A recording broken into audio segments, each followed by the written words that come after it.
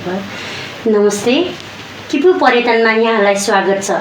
देश विदेशमा रहनुभएका सम्पूर्ण हाम्रा नेपालीहरूलाई म हार्दिक नमन सहित जोजोलपा भन्न चाहन्छु।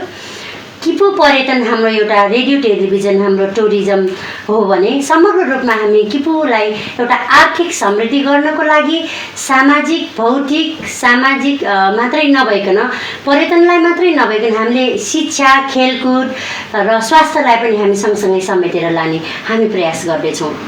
यसका साथै आजको यो हाम्रो आधा घण्टाको बसाइमा हामीले समग्र रूपमा कीर्तिपुरमा आर्थिक समृद्धिको लागि हामीले गर्नुपर्ने भावी रणनीतिहरू कार्ययोजनाहरू कस्ता छन् त, चाहे त्यो शिक्षा क्षेत्रमा होस् या खेलकुदमा होस् या स्वास्थ्यमा होस् र पर्यटन पनि हाम्रो एकदम विशेष एउटा आवश्यकता नै रहेको छ। यसै महत्त्वपूर्ण हाम्रो किपुलाई चाहिँ अझ आर्थिक रूपले सबल बनाउनको लागि त्यहाँका जनताहरूलाई जागरुक बनाउनको निम्ति हामीले यो किपु पर्यटन रेडियो टुरिज्मबाट यहाँहरूलाई यो हाम्रो सामग्रीहरू पस्किरहेका छौँ। आशा छ यहाँले यो कार्यक्रममा सहभागी हुनेछ र प्रत्यक्ष रूपमा यहाँले लाइभ हेरिराख्नु भएको छ यो हाम्रो कार्यक्रम। स्वागत छ प्रदीपजी हजुरलाई यहाँ। नमस्ते, धन्यवाद छ। हजुर, अनि आजकल हजुरले यो लकडाउन पछिको पिरियडमा जुन गरिराख्नु भएको छ, हजुरले मैले अब हजुरको परिचय चाहिँ मैले यसमा एउटा शिक्षा क्षेत्रमा 3 दशकदेखि हजुर लागिराख्नु भएको छ। त्यसमाथि पनि अब एउटा खेलकुदकै हजुर एउटा समग्र रूपमा लागिराख्नु भएको छ त्यहाँ विकास समितिको अध्यक्ष भएर। अब साथसाथै हजुरको अब होमस्टेमा पनि हजुर लाग्नु भएको छ। हजुर त एउटा बहुआयामिक प्रतिभाशाली व्यक्तित्व हुनुहुन्छ, कसरी दिनचर्या बिताइराख्नु भएको छ? अहिलेको यो जुन कार्यक्रममा निमन्त्रणा दिनुभयो त्यसको लागि चाहिँ म राजीजी तपाईँ लगायत इन्टायर टिमलाई चाहिँ हार्दिक धन्यवाद दिन चाहन्छु।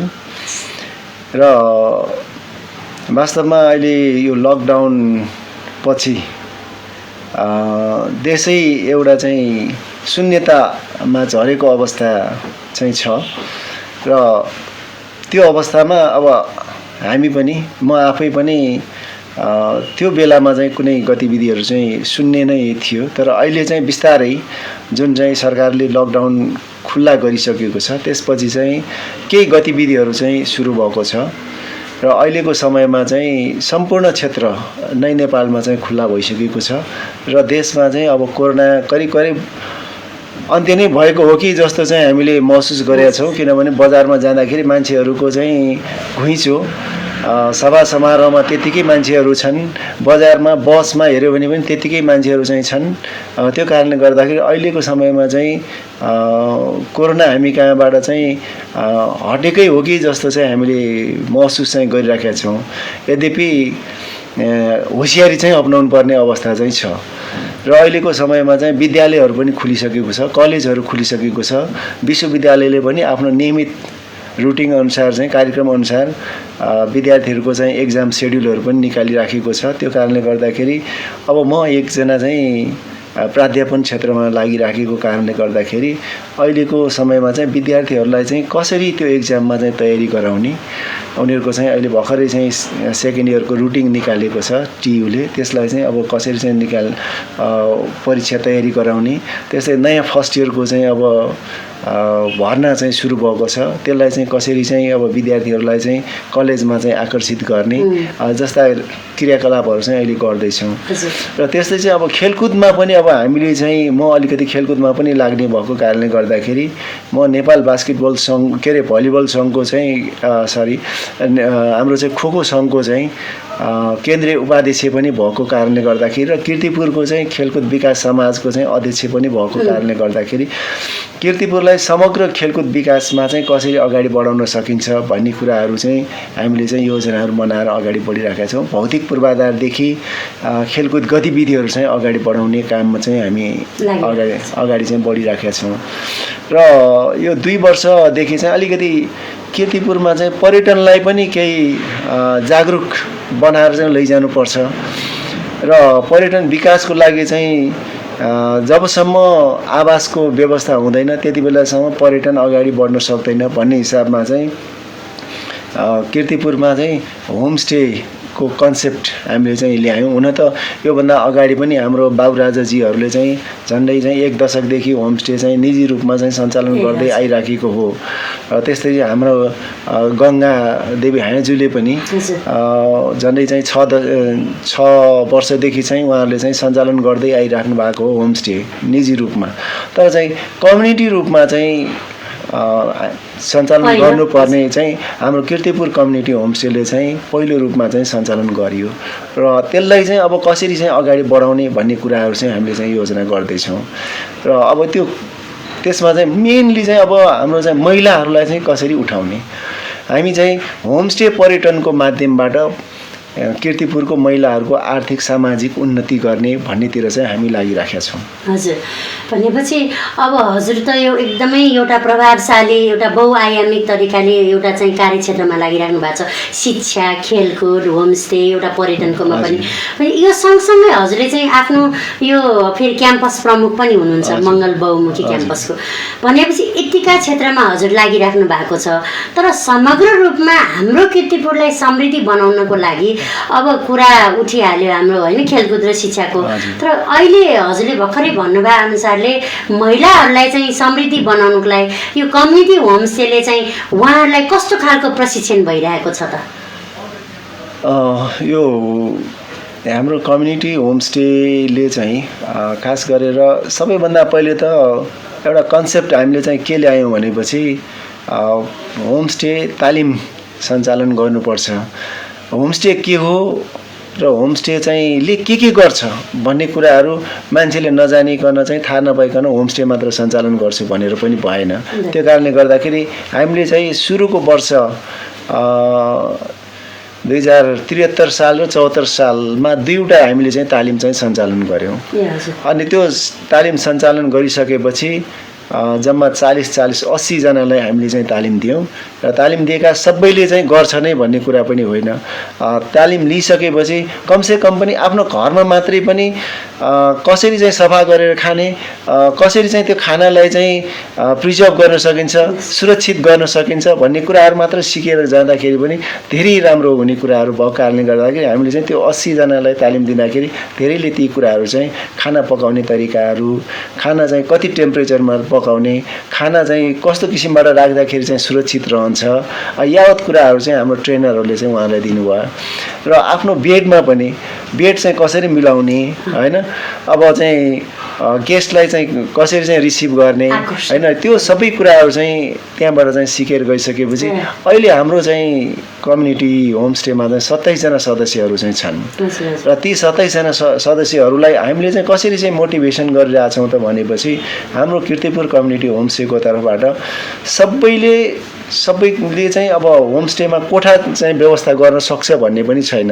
किनभने कसैको अब हाम्रो चाहिँ किर्तिपुरमा चाहिँ एक त दाजुभाइहरू भिन्दै बस्दै जाने होइन, दाजुभाइ भिन्दै बस्दै जाँदाखेरि त्यो घरको चाहिँ एक ढोकाहरू चाहिँ को आधारमा चाहिँ छुट्याउँदै जाने अनि आफ्नो परिवारलाई नै कोठा नपुग्ने स्थिति भएको कारणले गर्दाखेरि हामीले सबैले चाहिँ त्यो होमस्टेको लागि कोठा छुट्याउन नसके पनि उहाँहरूलाई चाहिँ कसैले चाहिँ कल्चरलको चाहिँ जिम्मा चाहिँ दिइराखेका छौँ।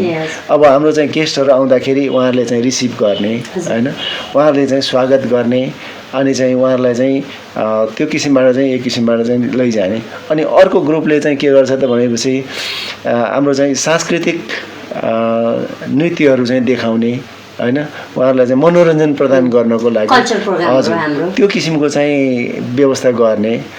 यो किसिमबाट चाहिँ अब कसैको चाहिँ एउटा चाहिँ कुकिङ स्किल राम्रोसँग भएकाहरूको चाहिँ त्यो ग्रुपलाई चाहिँ हामीले चाहिँ त्यो ठाउँमा लगेर चाहिँ खाना खुवाउने त्यस्तो व्यवस्थाहरू गर्ने। यसरी चाहिँ अब कसैलाई चाहिँ अब ह्यान्डिक्राफ्टको ट्रेनिङहरू चाहिँ गर्दैछौँ होइन, त्यस्तो कुराहरू चाहिँ हामीले चाहिँ व्यवस्था मिलाएर सबैलाई चाहिँ होमस्टेमा भएका सदस्यहरूलाई चाहिँ कुनै न कुनै कामहरूमा चाहिँ इन्भल्भ गरेर चाहिँ हामी अगाडि जाने भनेर चाहिँ योजना बनाएर अगाडि गइरहेछौँ।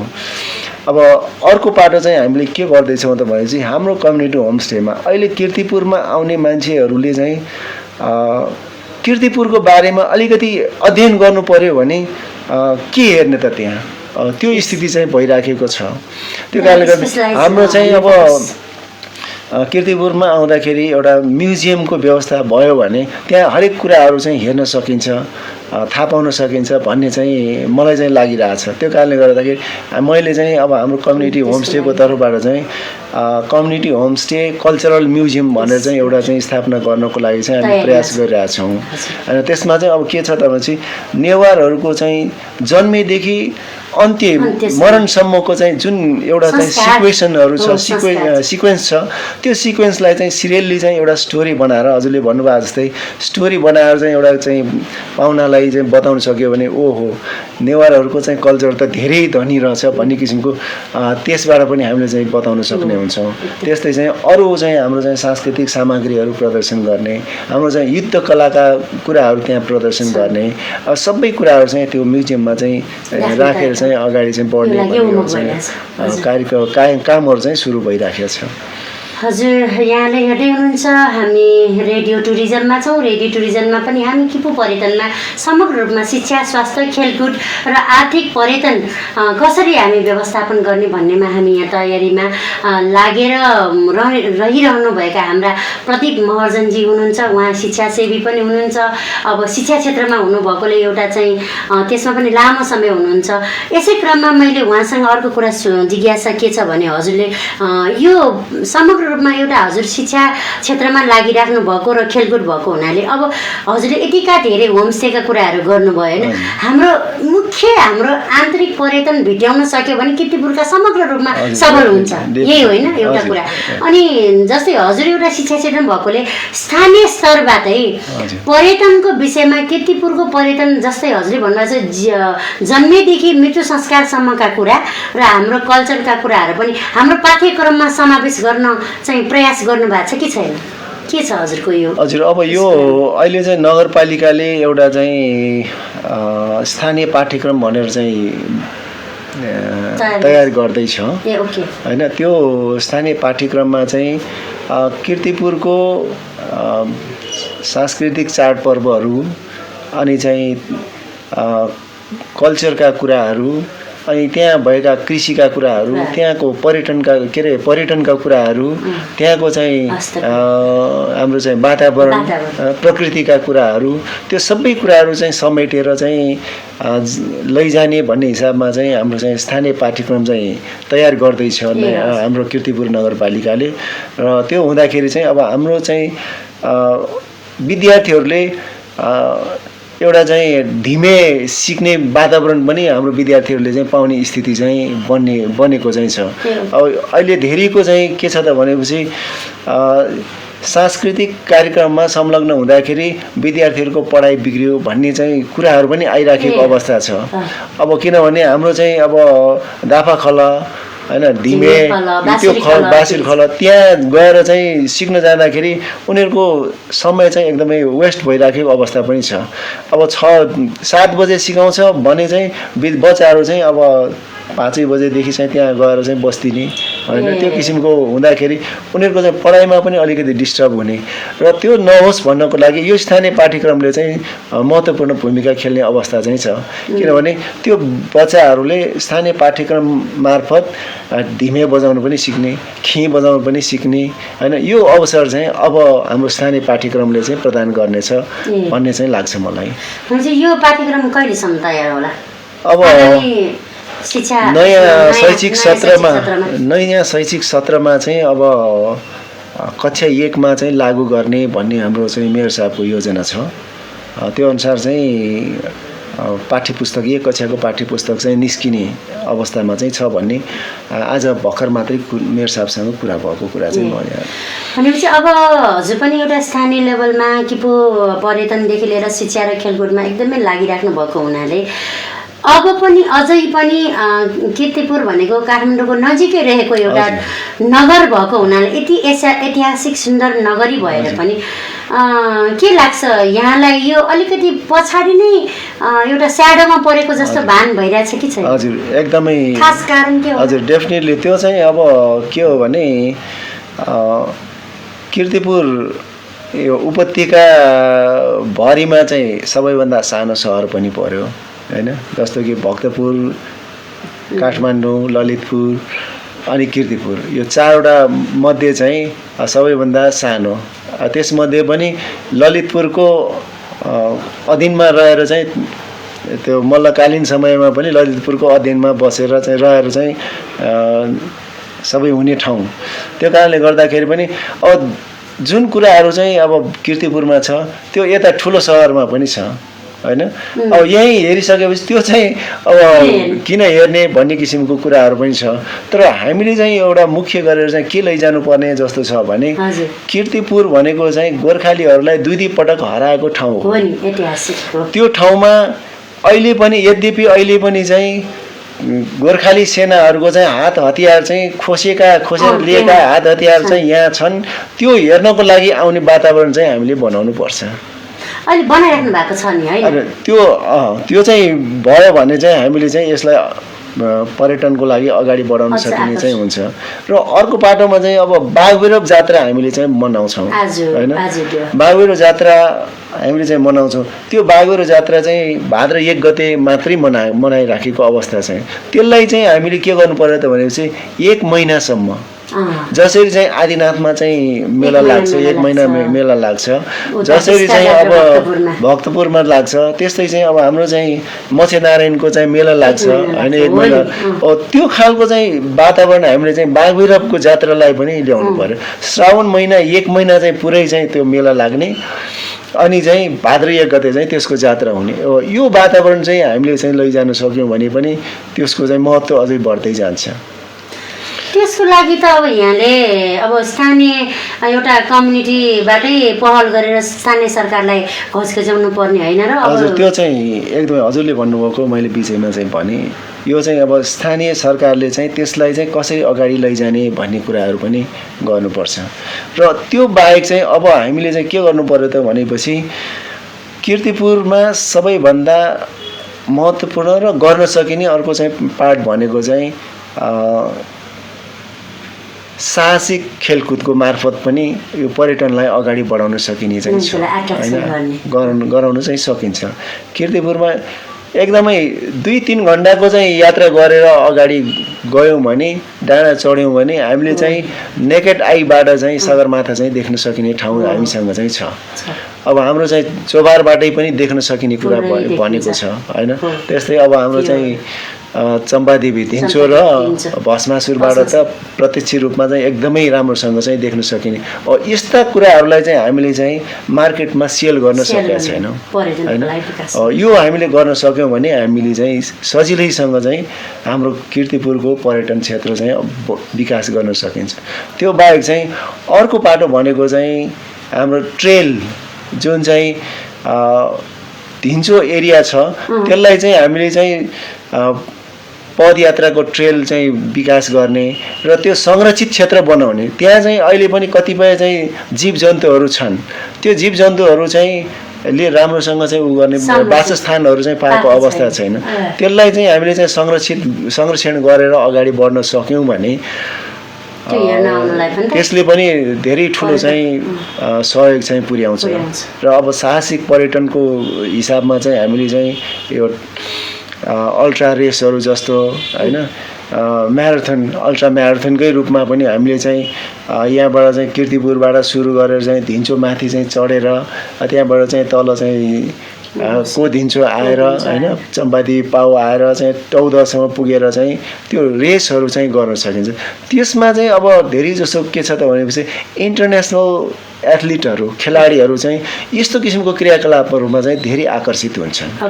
त्यो कारणले गर्दाखेरि यो क्षेत्रलाई चाहिँ यसरी हामीले चाहिँ अगाडि बढाउन सक्यौँ भने कीर्तिपुरको पर्यटन अहिलेसम्म चाहिँ हामीले चाहिँ पर्यटन भनेपछि सांस्कृतिक धार्मिक त्यसलाई मात्रै हेरिराखेका छौँ हैन। त्यो मात्रै नभइकन यो प्राकृतिक हिसाबमा पनि यो चाहिँ खेल मार्फत हामीले चाहिँ अगाडि लग्यौँ भने हाम्रो कीर्तिपुरको पर्यटन क्षेत्र चाहिँ धेरै अगाडि बढ्न सक्छ भन्ने मलाई चाहिँ विश्वास छ।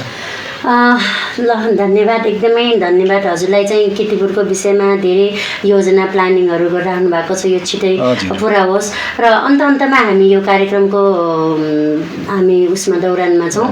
अब यहाँले चाहिँ स्पेसल्ली हजुरको हाम्रो किपुमा चाहिँ पर्यटन क्षेत्रका यस्ता सम्भावनाहरू छन् जो अहिले पनि धेरै आकर्षित भइरहेका छन्, उहाँहरूलाई आउनको लागि हजुरकोबाट थोरै एउटा राम्रो सन्देश, सकारात्मक सोचले एउटा सम्पूर्णलाई हजुरले आह्वान गरिसक्नु न।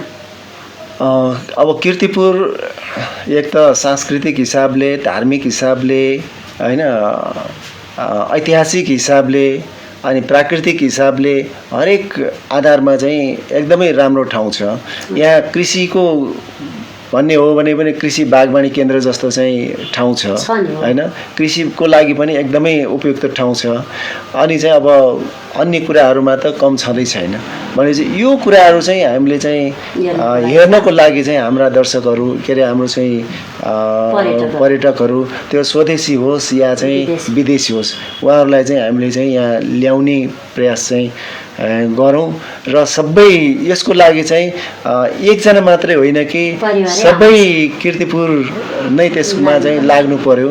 र त्यो चाहिँ एकजनाले मात्र इन्भाइट गर्ने होइन, सबैले चाहिँ त्यो इन्भाइट गर्यो भने पक्कै पनि हामीले चाहिँ अतिथि देवो भव भन्छ नि, त्यो आधारमा चाहिँ हामीले चाहिँ हाम्रो पर्यटकहरूलाई एकदमै स्वागत सत्कार गरेर किर्तिपुरमा चाहिँ पर्यटन विकास चाहिँ गर्न सकिने र त्यसको लागि चाहिँ घुम्न आउनको लागि पनि हाम्रो पर्यटकहरूलाई चाहिँ स्वदेशी विदेशीहरूलाई चाहिँ म हार्दिक अनुरोध पनि गर्न चाहन्छु। हजुर, धन्यवाद छ यहाँलाई। यहाँको व्यस्तताको बावजुद पनि हाम्रो रेडियो टुरिज्ममा आएर यहाँले हाम्रो आफ्नो जुन धारणा राख्नुभयो, विचारहरू राख्नुभयो र हाम्रो रेडियो टुरिज्मको समस्त परिवारको तर्फबाट हजुरलाई हार्दिक धन्यवाद दिन चाहन्छु।